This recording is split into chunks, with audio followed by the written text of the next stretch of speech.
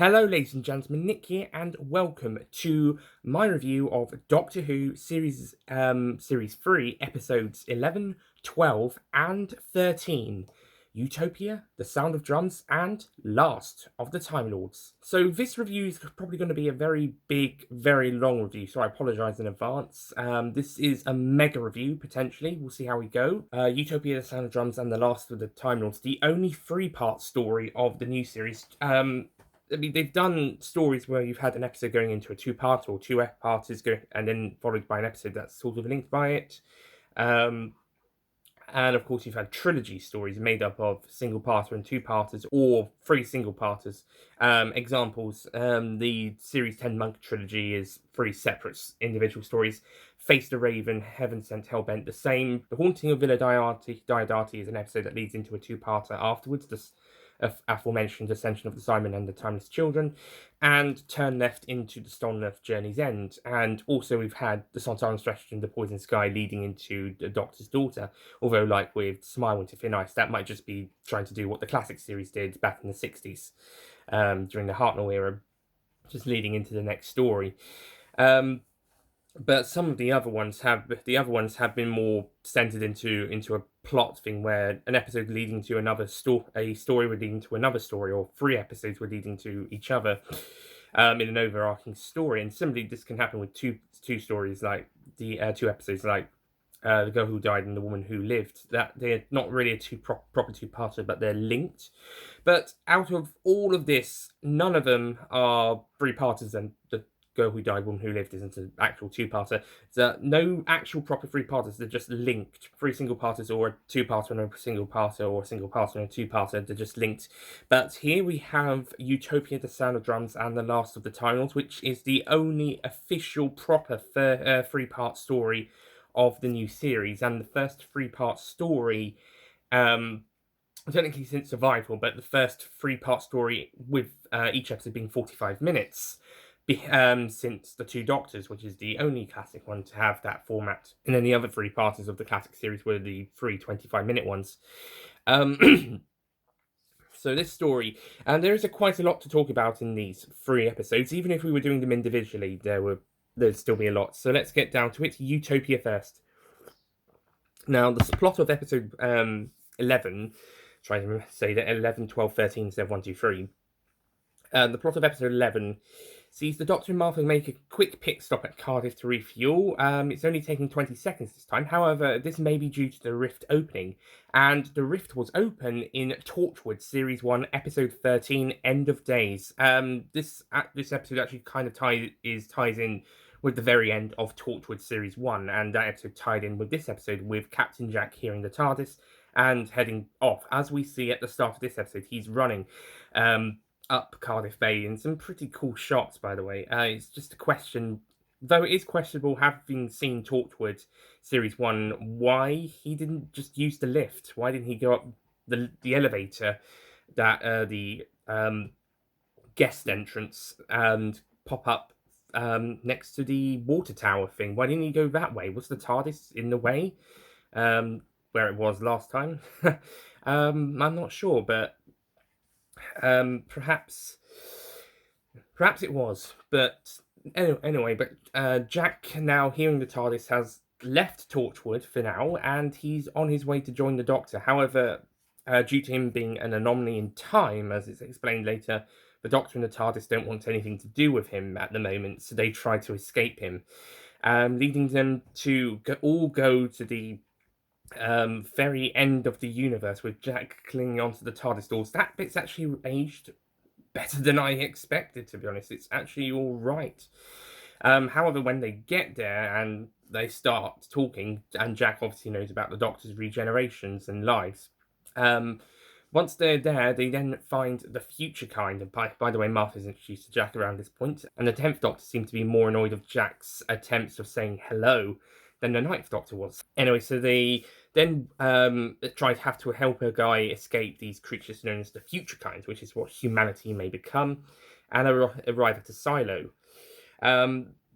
And then in the silo, they try to help this Professor Yana, played fantastically by Derek Jacobi. I might have to take back what I said about Carey Mulligan being the best guest star of the series from the last review and give it to Derek Jacobi. This discludes John Bowman, as he's a main cast member for this series. Anyway, Yana and his assistant Chantho, who, fun fact, in the next series is the actress who plays Chantho here is going to play another character in an episode next series.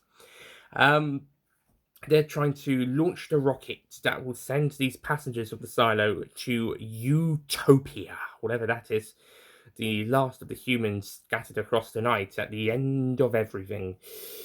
And eventually the Doctor's able to help them get on their way to Utopia, and they have to send the rocket up. However, a future kind who has managed to sneak in somehow, I mean, they have to show their teeth. Hey, Jane.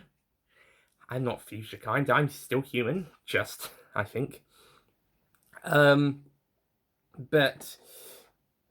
yeah, this future kind gets into the base and sabotages things, leading to someone who's actually inside, trying to launch the rocket. He dies, and they have to send Captain Jack in because he can't die. And that's where we get basically the information dump between him and the Doctor. They talk and it's explained that the Doctor and the TARDIS tried to run away from Jack because he was an impossible thing due to Rose bringing him back to life, but making him immortal. That's why the Doctor left him at the end of the Parting of the Ways, plus the fact that he was busy regenerating.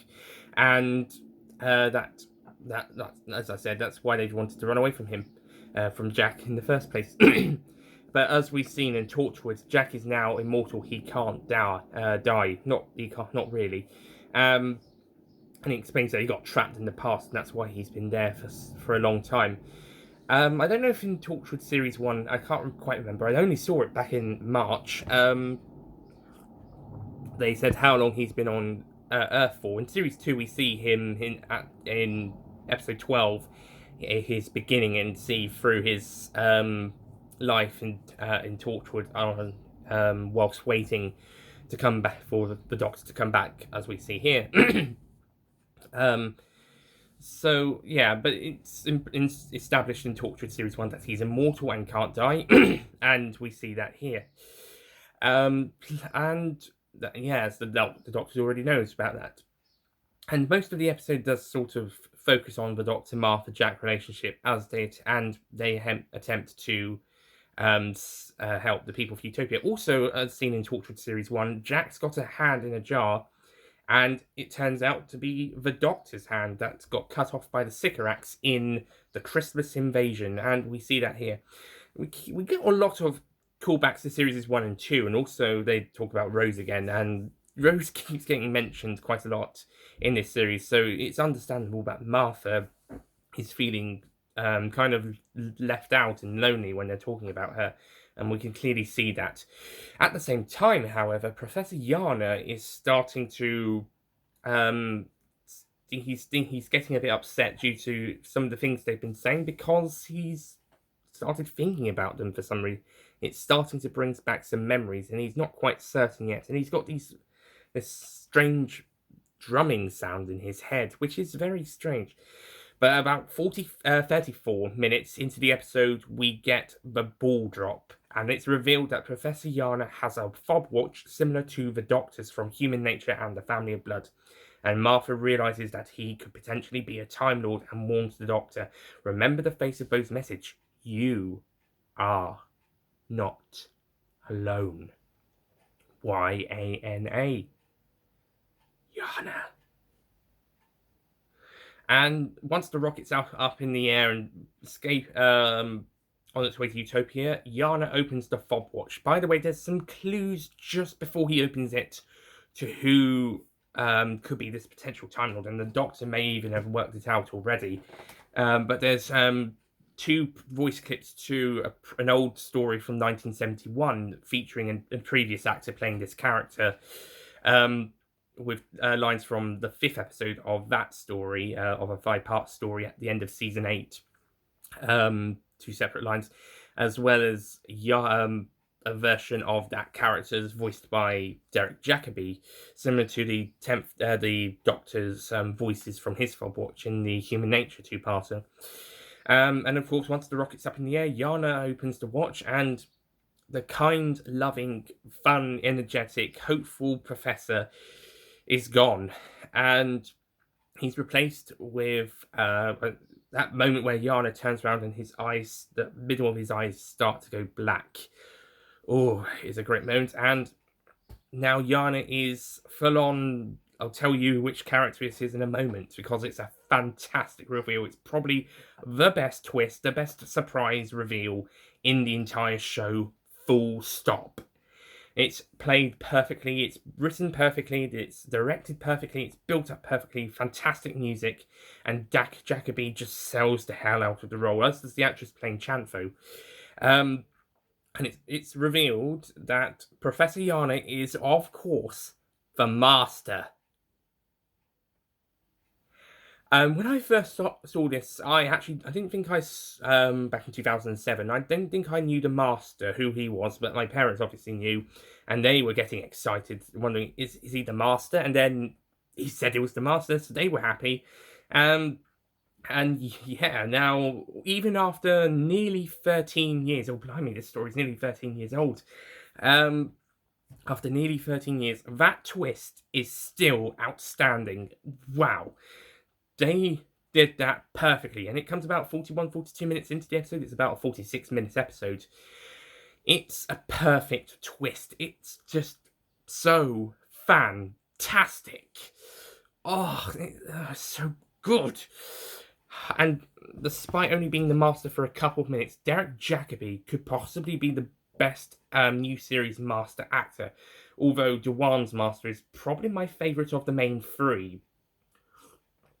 And of course, Jacobi has had time to relish in the role in Big Finish as the War Master. Something that I didn't quite understand before is how that it with him being the War Master is that when he became human, did he regenerate into a child and then become Derek Jacobi again? But I think I've worked it out now. It's like with the Fugitive Doctor and Fugitive of the Jadoon, Jo Martin, how she could have this whole memories of being a child, of her family at a lighthouse, when in actual fact she's only been her Ruth for about roughly 21 years, give or take. And the rest of her life is a lie. Well, a similar thing could be here with Professor Yana. Half his life could be a lie, and the other half could be just what he was when the Master arrived and became human and took his mind. But he's still the Jacobi Master from the war, the Time War. And I think the similar thing must have happened with John Smith. He just, when he had all these memories of childhood, he just basically the backstory was the invention, which would then lead to the Time Lord to become human, to therefore live as humans until it was time to open the watch, or in the Ruth Doctor's case, smash the glass. But yeah, Jacobi is back as the Master. Well, not back, but the War Master is back, and Jacobi is just outstanding in this role. However, Chantry has managed to kill him. He zapped her with a cable, a radiation electric cable, causing her to die, and then he's now wounded, so he goes into the TARDIS, which has been delivered to the base earlier on, and was partly helped in getting power to the ship. He goes inside and decides to regenerate into a newer, younger, and stronger body. The Master Reborn. And he regenerates into John Sim, who also turns out to be Harold Saxon, the Prime Minister, or running for Prime Minister anyway, back in Martha and Jack's time. And they're aware of who he is, certainly by the time they get back home. And the Master escapes in the Doctor's TARDIS, whilst the future kind, now let in by the Master, attempts to get into the main base to kill the Doctor, Martha and Jack, because they're hungry. However, the Doctor locks the circuits of the TARDIS to only go between the year between the 100 trillion, the end of the universe, and the 21st century, around 2008, with an 18-month leeway to as far back as the downfall of Harriet Jones. Yeah, maybe she should have stayed as Prime Minister, Doctor.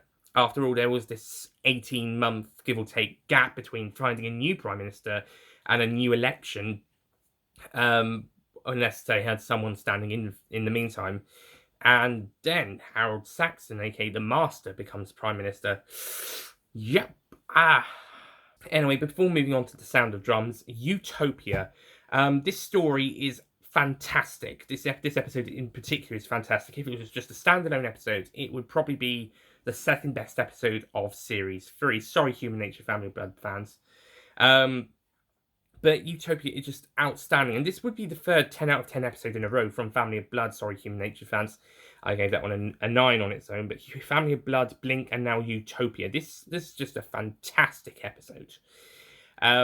Just absolutely fantastic. Fantastic direction from Graham Harper. I liked his 42 work, but I think he's better here. Done a better job. The script is fantastic. And the emotions, the side characters, it's just really, really great and just absolutely amazing. Some brilliant stuff, and all topped off with that final fantastic 11-12 minutes of just amazing stuff. It's so good. Such a great episode. Okay, moving on into The Sound of Drums. This time we got a new director. This time, Colin Teague. For the last 2 episodes. And things shift to the year 2008, because remember, from Aliens of London to Journey's End, apart from exceptions like Blink, the stories of the present day would usually be set a year into the future. And like I said, apart from a few exceptions. Planet of the Dead supposedly takes place still in 2009, as does The End of Time, which is when those stories were released. 2010 for part 2 of The End of Time, but you know what I mean. But yeah, it's... So we're back in 2008, and Harold Saxon, aka the Master, has now become Prime Minister. However, the Doctor, Martha, and Jack, who have been left at the end of the universe, manage to escape when the Doctor fixes Jack's vortex manipulator. And now they have to find out what the Master's up to and stop him before he causes any more harm.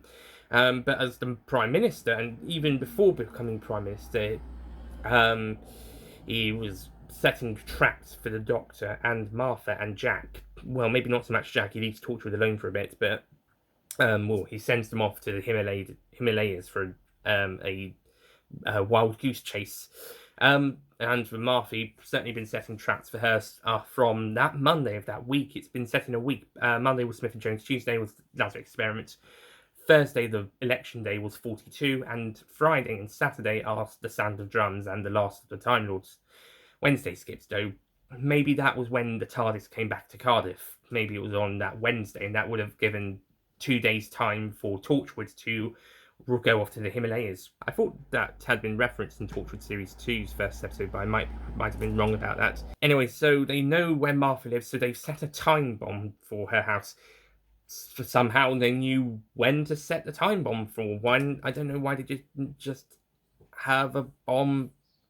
Yeah, somehow they knew when to set the bomb for. Maybe they just wanted to cause an explosion and thought they'd be lucky. And they've been talking to her parents. Of course, Clive instantly knows that they're bad news and tries to warn Martha to run.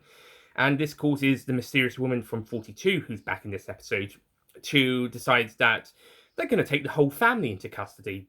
Just because.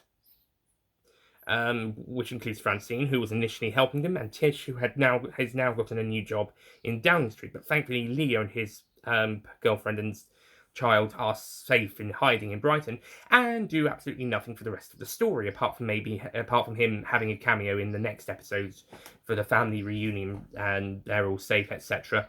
But apart from that, he does absolutely nothing after Lazarus Experiment. There was hardly any point having more than 2 or 3 people in this family besides Martha. Leo does nothing. He literally does nothing. At all, actually. He's useless, actually. He's kind of pointless. And Clive has been missing for the rest of the series, but it does sort of help that he and Francine, actually throughout parts of this story, they start getting back together. They start rekindling their relationship. They say they are here, but this may not be completely true due to the Saxon stuff. But once they are Saxon prisoners, they actually do seem to be rekindling the relationship a little, perhaps. I mean, like, we don't see him in series 4 when Martha goes back to see her mum in the finale. But maybe they were going to try. But at least he gets stuff to do here. Leo's got absolutely nothing to do in his 4 episodes. Nothing. So he was pointless. But yeah, the Jones family, besides Leo, are taken into custody, and Martha, the Doctor, and Jack have to go on the run as their public enemies 2, 1, and 3. And that's 2, 1, 3 because I said Martha first. As they're branded to terrorists by Harold Saxon. And when he's made the announcement of these aliens known as the Toglafane coming to Earth, President Winters of the United States gets really pissed off because it's supposedly against some Geneva Acts, so he decides to take charge with UNIT on as the soldiers, and they have the broadcast on the Valiant airship because it can't be on any sovereign soil. So, next day, the Doctor, Martha, and Jack teleport to the Valiant, which is a beautiful looking ship. I mean, the CGs are slightly dated now because it's 2007, but beautiful ship. We only see this thing in only 4 episodes, though, which is a shame. But it gets beautifully used in these 2 episodes, thank goodness. It's a unit carrier, so keep that in mind for when it next appears next series. And they have the broadcast. Also, we have the first jelly babies of the new series, except this time it's from the Master, not the Doctor. I don't think the Doctor ever eats jelly babies in any episode of the new series, apart from Mummy on the Orient Express. Apart from that, I don't know, did he eat them there? He definitely had them in his cigarette case holder thing. Nice touch by Peter Capaldi. We'll get back to that episode at some point. But apart from that story, I think that's the only time we've had jelly babies the Doctors have had jelly babies anyway. And that and this are the only times in the new series. The TV movie had more jelly babies than the whole of the new series put together. Yeah, that's a bit strange. Also, Hike only gets 1 bit in the new series as well, although Venusian Aikido did get 2 uses in Series 11 as well, so it's not all bad news. The Hike, the karate chop was in Robital Sherwood, but maybe we can have a Venusian Aikido and Martian karate and jelly babies a bit more often later down the line, please, Chris Chibnall or future showrunners. Please? Pretty please? Yeah, that is a surprising thing that Russell T Davies didn't put back into the show, apart from here, and Stephen Moffat too. It was Peter Capaldi's idea to have the jelly babies. So yeah, it's quite odd. I would put jelly babies in the show if I was running it. I mean, not necessarily to the extent of the Doctor eating them as regularly as the 4th Doctor, but maybe like the 3rd, 6th, 7th, 8th, and 12th Doctors. They've got them with them so they can snack on them every now and again. Anyway, back to the plot. Saxon then eventually takes charge of the broadcast because the Toglafane are asking for their master. So naturally, he obliges and orders one of them to kill the president and takes charge with all of his people taking over. He's now completely in charge, especially once he sends the Toglafane down to Earth. And he is aware of the Doctor, Martha, and Jack using perception filters that they've built with TARDIS keys. By the way, Jack had a TARDIS key? Never saw him have a TARDIS key. Did the 9th Doctor give him one at one point? Did the 10th Doctor? It's odd. Or did Jack just have a spare key that just happened to look like the TARDIS key? How odd. Strange. But anyway, they use the TARDIS keys. They realise that the Master's been using this satellite system that he's put up, the Archangel network, and he's put this hypnotic note within the phones and signals. And the Doctor is able to tap into that with the TARDIS keys to do a similar thing, to have perception filters over them so that they would be hidden from sight but not invisible, just unnoticed. But this doesn't work for the Master. He is fully aware of this, and he ages the Doctor with his laser screwdriver, which he also used to kill Jack. That one time he will survive. He knows that. And the laser screwdriver apparently partly is constructed from Professor Lazarus, as he explains, and as he says, he's been setting traps for the Doctor and Martha all this time, and he's got the Doctor's hand, as that was in the TARDIS when he left, so he can use it to get the Doctor's biological code. The Doctor sends Martha off the ship in order to stop the Master, in order to use the countdown, as it turns out to be revealed in the next story, for he has her go down to Earth to tell the oppressed citizens about him, so that at the end of the day they can all come together for him to come back and stop the Master using the Archangel network as fought. And that's what we get revealed in the last of the titles. So Martha escapes and heads on the run in order to try and pass on her message, as well as do other stuff across the year that would help in the takedown of the Master. So, episode 12, The Sound of Drums. This is another fantastic episode. This, I don't know if I'd give it 10. Yeah, actually, yeah, it's maybe a 10 out of 10 episode. This is a fantastic episode. It's a very spy thriller adventure, a political spy thriller where the Doctor, Martha, and Jack are on the run from the Master, who's now in charge, and basically he's just taking over. He will kill anyone who's in his way. Vivian Rook, Preston Winters, the Doctor, Captain Jack. Martha, he will take the Jones family into custody, and he's killed this whole cabinet just because they left their own parties and jumped on the Saxon bandwagon, as he said. I do have to say, however, across this three-parter, John Simm's Master, as well as great as John Simm is in the role, he is fantastic. The Master is, he's very different to what we've had before with the previous Masters. He's not Delgado or Ainley style. He's a bit more like Roberts. He's a bit more campy, but he seems to know that and is having fun with that. He seems to be a more campy Master, but not in the same way as Eric Roberts. Roberts was trying to be serious and campy, whilst Simm sometimes he's serious, but he's mostly just having fun, being the master of everything. And yet it's quite strange. This is the Master we've got. He's quite mad. It's a very mad one. Maybe that's the point of this Master. He's a mad one. He's a mad incarnation. He's got the drumming in his head. It's getting louder and louder as in his life, he gets closer to the events of the end of time. But yeah, it's quite strange that this incarnation is quite mad. But maybe that's the point by Russell T Davies. Maybe he was supposed to make him a mad incarnation because of the drumming inside of his head, but it's not quite the same Master as who we've had before. Perhaps that was the point, I'm not quite sure. But yeah, it is a bit strange. It makes more sense for the Master to be more mad in the end of time because of the regeneration going wrong. The resurrection, not regeneration, going wrong. There's a very loud plane outside, sorry about that. But here it's just a bit odd. He's just very flamboyant and almost out of control. So yeah, it's a bit strange, but Simm relishes in the role and he does a great job. Also, he's married now to Lucy Saxon, who in this episode is more than willing to go along with him. She's more than willing to take part. She's almost like an accomplice in a way. And Alexandra Moran does a great job in the role. However, next episode, things are going to change for her. Due to, the Master's not exactly going to be the best husband, is he? Ever. I mean, give him a year and his wife will turn on him. Basically, I mean, there's an abusive relationship off screen. That's what happens. In the year between Sound of Drums and Last of the Time Lords, the Master gets abusive. You can tell this with scenes where she's, I think it's her right eye, there's a bruise, and then later she's a little she looks like she's a bit crippled. So no bloody wonder that she shot him at the very end. Spoiler alert.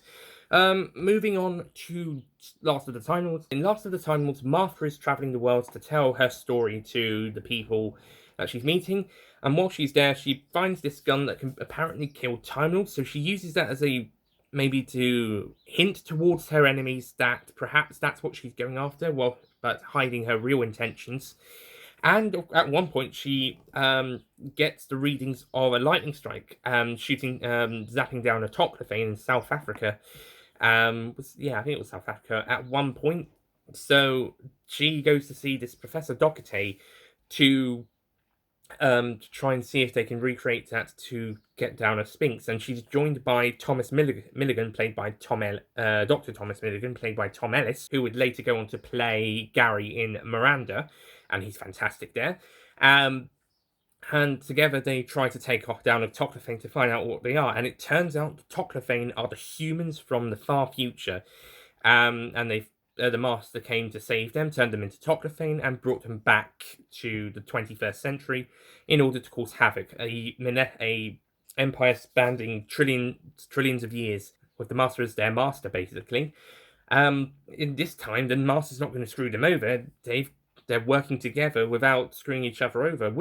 Screwing each other over is a very mastery thing to do, but it also works really well when he's properly teamed up with them. Of course, the Doctor has already worked out this, and Martha sort of works this out as well due to what the Doctor had said in the last story, and the Paradox Machine, which the Master turned the TARDIS into once he was done. So eventually, Martha and Thomas Milligan then have to carry on with their journey after the Top of Fame to try and get to the last piece of the gun, the chemical of the gun that could be used to kill a Time Lord Stone Dead. However, she went to Professor Docate specifically because there's a resistance that we don't see, that they knew about her son, so they guessed she might turn Martha in, so Martha went to her deliberately so that she could be turned in on the exact day that she wanted. She wanted to be she wanted to be the Master's prisoner on the day that they launched. So, hiding out in Blexley, Docate basically squeals on them, and Martha is kidnapped, captured, and Milligan is killed, sadly. He's a fun character, I liked him. But then Martha is taken to the Valiant to be executed on the day of launch. And whilst up on the Valiant, her family have been made to become servants, or maybe more slaves, to be honest, maybe. And the Doctor, a dog, and the Master has aged him back down to show all 900 years of his life. And Jack is, of course, their #1 high-profile prisoner. An escape attempt by him and the Doctor attempting to grab the laser screwdriver with help from the Jones family is met with failure, basically, which puts them in a worse position than what they already were.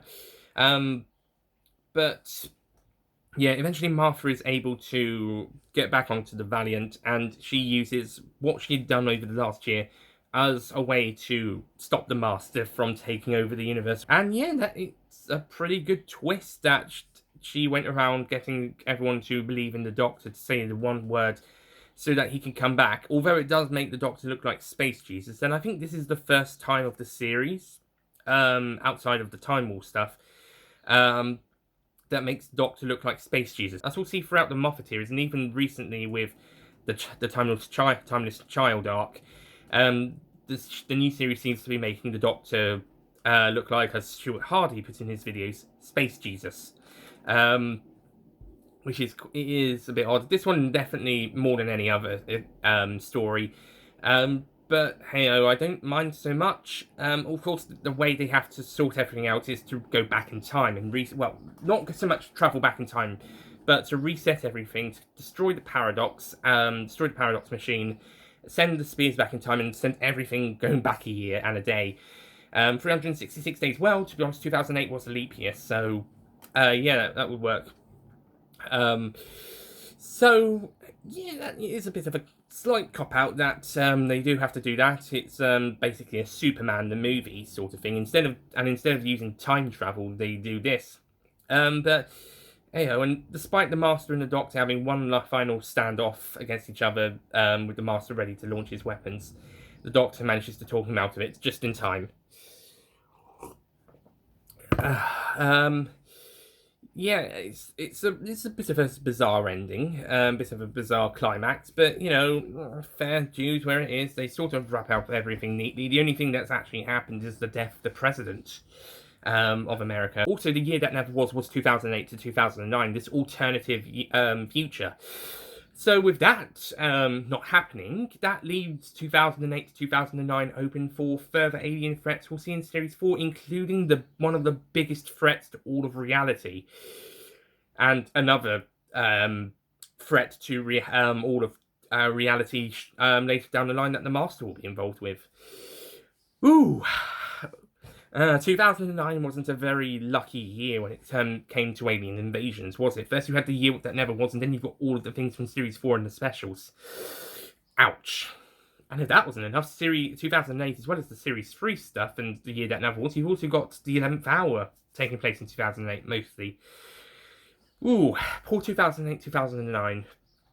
Anyway, so the Master is arrested by Captain Jack, and to be honest, everyone besides the Doctor has been wanting to kill the Master, and Francine is able to get the gun, but the Doctor's able to talk around. I think by this point she now likes the Doctor instead of disliking him like in the Lazarus experiment, because she's now, she found out what the Master was like, basically. And the Doctor decides to keep the Master in the TARDIS. But, as I mentioned earlier, Lucy Saxon kills the Master because, she knew what he'd done, and she didn't like it. Plus, abused wife. It makes sense. Makes absolute sense. The clues are all there. There are clues to everything throughout these 3 episodes to different things, and these are just some of them. Although it is strange that she would go to prison for this, and it's murder, but still, wouldn't Captain Jack or Martha have said anything about this? They tried to have helped her. It's a bit odd, especially as she got no jury at her trial, so we'll find out more in the end of time. It's just a bit strange. I never got that, how Captain Jack or Martha never helped her after that point, or someone tried to defend her. But end of time's got to happen, so it's got to be that way, I guess. And the Master refuses to regenerate, despite him usually not wanting to die. As the Doctor says, he knows him. He won't kill himself, but the Master lets himself die. Although, in the end of time, he does turn out to have disciples that will bring him back to life. Maybe that's why Lucy never got any help from Jack or Martha. The disciples made sure she would be exactly where they wanted her, so that they could take her. Use her the next year. Now it all makes sense, although I still don't see why Jack couldn't have at least fought to help. Anyway, so the Doctor burns the Master's body, but his ring is picked up by a woman with red fingernails. We might have thought it was Lucy Saxon at the time, although having just shot her husband, that wouldn't have made much sense, but it turns out to be one of his disciples, and we'll find out more in the end of time. But we've got a whole series before that, and a few more specials, so we'll just have to wait 2 years, 2.5 years, to find out. Well, with you guys, don't worry, you only have to wait about 2 or 3 weeks. But yeah, that's the end of the Master for now.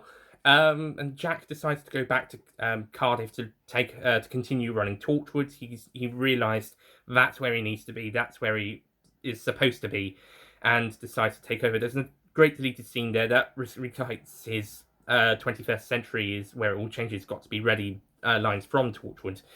And it's great for him finding his place after all this time, and he goes back to be with his friends. So we get Torchwood Series 2 following this, of course. But yeah, it's a great moment of him realising, and him and the Doctor sort of now, they're on good terms now, because they've always been on good terms, but the Doctor is not scared, he's not afraid of him anymore. He doesn't consider him wrong. He's happy about him, and happy for him, and he would consider him a friend now.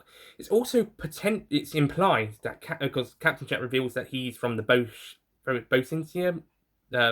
Boeotia Peninsula in the 51st century, and he was the first member of the Time Agency to sign up there. And he reveals that he used to be called the Face of Bo. Could he perhaps be the Face of Bo that we see in the End of the World, The Long Game, New Earth and Gridlock, and flashbacks in Utopia? Could he? Maybe? I think this episode is more than implying yes. But yeah, another great twist. That is so cool. And it also does say that if that is the case, well, Captain Jack will die eventually, but it will take billions of years, and somehow becoming this big giant face creature, Bo-kind. The first and last of Bo-kind, to be honest, because he's not actually sure how that happens. Maybe he's plastic surgery, perhaps, but he's staying Captain Jack humanoid at least for a good couple of millennia, at the very least. I mean, if he can survive a century, he can probably survive a millennium as Captain Jack Harkness before becoming Captain Jack a few million years down the line. Because he's the Face of Bo by The Long Game, and that's 200,000, I think. I'm not quite sure. Anyway. And finally, we also have Martha checking up on Professor Doherty and Dr. Milligan as they are in the real 2008. And she declines an offer to go back to carry on traveling with the Doctor. She's looking after her family and will continue to study as a medical doctor. So, and also she decides to get out of the unrequited love relationship that they've had, as she's been fancying him, but he's not really looked at her twice in that way. He's still pining after Rose, or he's never actually properly noticed, apart from that one mention in The Sound of Drums, where it says, it's like if you notice you like someone, but they don't even know that you're there. But apart from that one mention, he probably didn't really notice her in that way. He just thought her as a good friend, perhaps. But Martha has been in love with him more or less since the start, and therefore decides it's time to get out of this relationship, otherwise she never will. So she decides to leave on her own terms, but make sure the Doctor will come back if she calls him, which is important for stories in the next series, especially the next time she appears. And she leaves on her own accord. But it's not sad, it's not upset, it's on good terms. There are no regrets, no sorrows, no tears of anxiety. They just go forward with all their beliefs and prove that she is not mistaken in mind. Oh, William Hartnell, I do bloody love you. And so therefore, Martha goes back to her family, and the Doctor continues to travel in time and space. The events of Time Crash happen off screen, and we'll see as the Doctor will immediately go into Time Crash, and then after that into the following story. But here it's cut. The episode is cut to remove Time Crash from the end of this episode. So the end of this episode, like Doomsday, has a tie-in with the Christmas special with the Titanic, or a Titanic. We shouldn't even call it the Titanic, just Titanic. Smashing into the walls of the TARDIS, and the Doctor goes, "What?" a couple of times again, which was another great bit. But there seems to be a thing with these finales. When they tie into the Christmas specials, they are undermining the emotional bit at the end of the previous episode, with Donna turning up in the TARDIS at the end of Doomsday, just seconds after the Doctor just said goodbye to Rose. And Titanic, or the spaceship Titanic, not the not the real Titanic, the spaceship Titanic from the next story, smashing into the wall not long just after the Doctor said goodbye to Martha, and we saw someone picking up the Master's ring. And of course, with Time Crash in the middle, the 10th Doctor has just been speaking to the 5th Doctor. So yeah, this one just well, to be honest, in the context of that episode, it actually makes more sense. But here, it just feels like it's cutting out the emotion. I'm so glad that I love the Cyberman deleted scene from Journey's End, but I'm so glad that that was cut and they ended that episode on an emotional moment and didn't tie it in with the Christmas special. Not even sure how they would have been able to resolve that anyway. To be honest, Next Doctor would have opened a very different way. But yeah, I'm glad Journey's End learnt from the mistakes. Parting the Ways wasn't so bad because it was the regeneration, and then it just said Doctor will return at Christmas. So that wasn't so bad. But Doomsday, Voyage of the Damned, and also Death in Heaven would do a similar thing where the credits would start, then got the scene with the Doctor and Santa, and then the credits carry on. Bit odd. And again, recently with the Timeless Children, the Jadoon just pop up into the TARDIS and lock the Doctor up for some reason. Maybe they went after the wrong incarnation. But yeah, that was just a tacked on ending to that story that was already overstuffed and needed a few seconds to breathe. So yeah, some of these Christmas special tie-ins don't always work. Well, Revolution of the Nights could be a New Year special, we'll see. But to be honest, these tie-ins haven't been that good. I'm actually kind of glad Series 5, 6, 7, Part 1, The Day of the Doctor, Series 9 and Series 10 actually does tie in with the Christmas special. I think that's actually the best one, despite what happens there. But the ending of The Doctor Falls actually directly ties in with the Twice Upon a Time, another two-parter followed by a single part of that connected to each other. But that one actually kind of makes sense because that's tying in directly to the next episode. So say what you like about Twice Upon a Time. I think the ending of Doctor Falls tying into that is probably the best tie into a Christmas festive special out of any of them. So yeah, but the other series is 1 had the end of Regenerations. That doesn't really count. 4 doesn't, thankfully. 5 doesn't, 6 doesn't, 7 Part 1 doesn't, 7 Part 2 ties into with the 50th anniversary. Again, that works. 9 doesn't, and 11 doesn't. But yeah, I think Series 10's tie-in was the best because it actually ties in with the cliffhanger because what they're tying in actually works in the context of what the next episode will be. So that's Last of the Time Lords, and that's this epic 3-part story. And looking at the time of this video, yeah, this one's going to be a long review, possibly even longer than the series 12 finale one. But this is 3 episodes. That was only 2. So, Utopia, Sound of Drums, Last of the Time Lords. On the whole, this is a brilliant story, a fantastic finale to the series. Last of the Time Lords does go a bit, not downhill, but it does have Space Jesus and Superman the movie resolution. Then it does realise it is a bit of a slight cop-out to the ending. Maybe if they use time travel, perhaps, well, they'd have to destroy the paradox machine first, but if they use time travel, maybe they could have stopped it all from happening. That could have been a good ending. But nevertheless, I think this is still a great episode. I think I probably get it down to a 9 out of 10 for the last episode, due to the fact that it does kind of back on under its weight. There's not very much else, no other way it could go out apart from using time travel. But they have to destroy the paradox machine instead. Nevertheless, I still think it's a strong closure. David Tennant, Freeman Adam, and John Barrowman, they're on their A game as the Doctor, Martha, and Captain Jack in these 3 episodes, and it's really great. Derek Jacobi and John Sim are fantastic as the Master, respective both Masters. Although I think Sim's Master could have been written better, because I think he's a bit too mad, perhaps, for this story. Maybe they could have saved some of this madness for the end of time.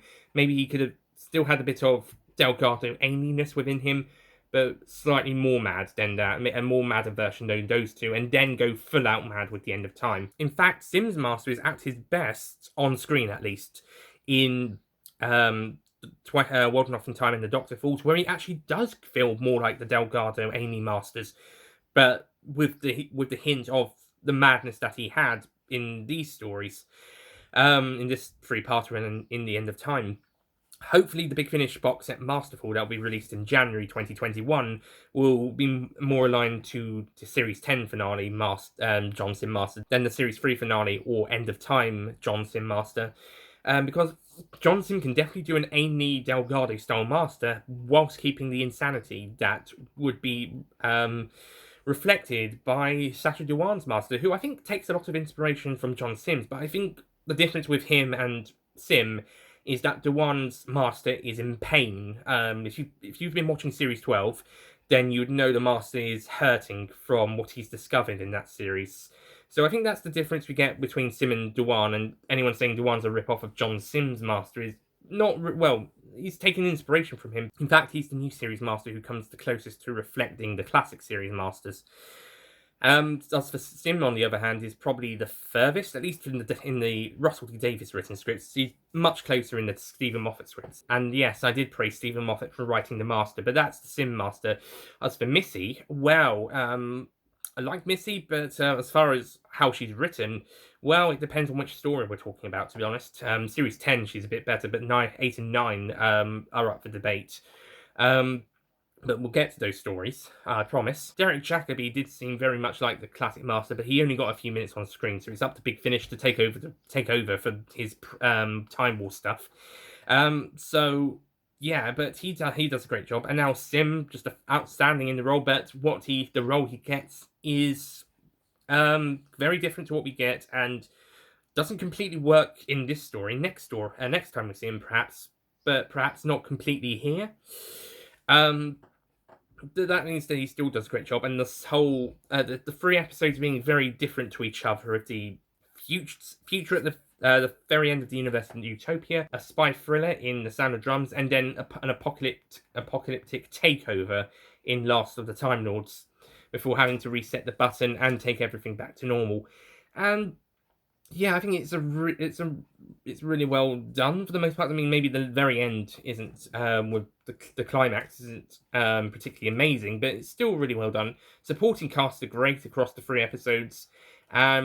Great direction from Graham Harper and Colin Teague. They definitely do outstanding work. Some great editing, although there is still some whizzy-panny shots in The Sound of Drums. In the flashback to when they were escaping the future kind, wasn't too bad, but when they're just transitioning between current shots, it's just, can we just stop this already? It's been a whole series. Can we just lose this transition effect? This didn't happen in series 1 and 2. Why did you decide to bring it in for series 3? You were doing everything else so well. In fact, editing was really well this series. It's just some transitions. I just don't like some of these whizzy-panny transitions they have in series 3. Especially in Runaway Bride, where they overuse them to hell. It's not so bad. It's not so bad in Utopia or Last of the Time Lords. In fact, if they even use them at all, but Sound of Drums still have a few. Don't really have many negative things to say about this finale. I think Utopia is an outstanding episode, and I really enjoyed Sound of Drums this time round a bit even more, as a kind of an espionage on the run thriller episode whilst building it up. Last of the Time's kind of buckled under its own weight, but it still pulled off the finale in spectacular fashion. Also, the Master now no longer has good television taste. As we see in The Sound of Drums, he is watching Teletubbies. Yeah, in this household, we do not speak about such monstrosities. He used to have good taste in television. In the Sea Devils, he was watching Clangers. So, yeah, he's lost his taste in television. I think the Doctor gets it because he watches Tommy Zoom in the next series, and that's a pretty good TV show, by the way. But yeah, the Master has lost his taste in television. But at least he has decent taste in music, with Voodoo Child in Sound of Drums and I Can't Decide in Lost in the Tongues. And that song is not a suitable song to play to children under the age of 12. But thankfully, they managed to cut out the 12+ bits of the song and have it the child-friendly version in the episode, which is just as well because every episode of this series is rated PG. So just as well, they cut out the 12 rated plus stuff. Or they would not, well, for starters, they wouldn't be able to show it. Second of all, it would be a 12 rated stuff, or maybe even post Watershed. Yeah, if you're over the age of 12, I would recommend listening to the song. It is a fantastic song, but you have to be 12 or over to listen to it because there is 12+ rated content in there if it was a film or a TV show. On the whole, as we come to the end of the hour of this review at time recording, it's a really great episode. It's a really enjoyable one. Buckles under its weight at the end, but it's really, really great story and a great way to end the series. It might even be a better finale than Series 2's, although I loved that. I think the Russell T Davies finales are all great, and I think it's up to Big Bang. We get great finales up to Big Bang, and then after that, it's not so good. I mean, I did like Name of the Doctor, but finales after that, not so good up until Series 10, and in the Chris Chibnall era, it's mixed reception. So at the moment, yeah, the best finale seems to be coming with the Russell T Davies era, plus 2 of Moffat's 6 series ones, 7 overall. I don't know if I'd include the End of Time with as good as the Russell T Davies ones, but we'll see when we get to it.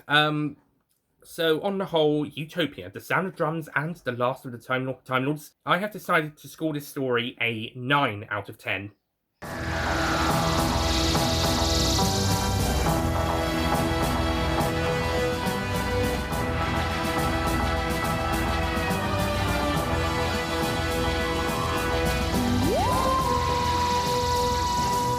Yeah, despite having 2 10 out of 10 episodes, Last of the Time Lords just buckles under its own weight and doesn't quite get there and kind of pulls the story down. If the climax was better, it probably would be a 10 out of 10 story. Plus also the Master maybe being written slightly more like Amy Delgado in places, but keeping the madness there as well. It's basically what we got in Series 10. I would have liked to have seen that from the start. But nevertheless, this story is still a fantastic finale to the series and a great way to bring back and take out the Master, basically, for the Master to come back for 3 episodes. And yeah, that's basically it for him. He's dead. For now. And the Doctor is once again the last of the Time Lords and on his own. Completely. Martha's gone, Jack's gone, so he's definitely on his own.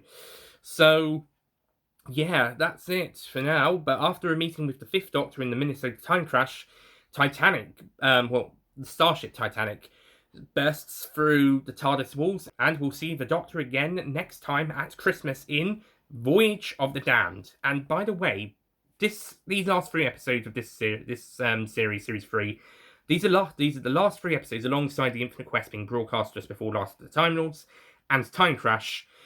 These are the last episodes to feature the 2005 version of the Doctor Who theme. With Voyage of the Damned, that's the first story to use the 2007 updated theme that's more associated with the David Tennant era. You know, the theme tune that plays in Series 4 and the specials. That's the one we're getting next time, so we're gonna say goodbye to the 2005 to 7 theme, and next time we'll say hello to the 2007 to 10 theme.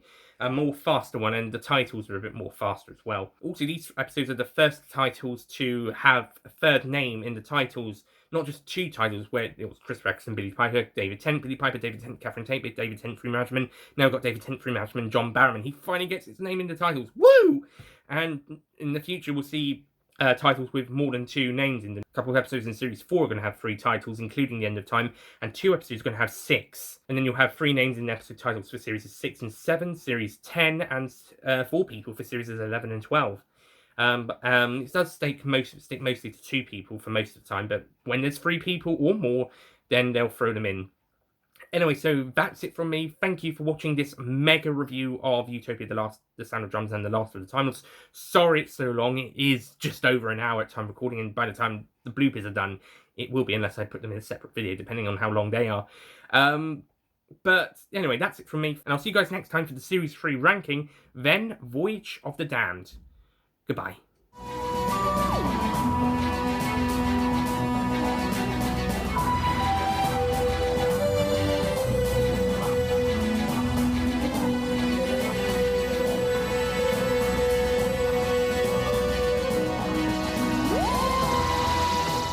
Don't forget to click below to subscribe to the official Nicholas Payne Retro YouTube channel.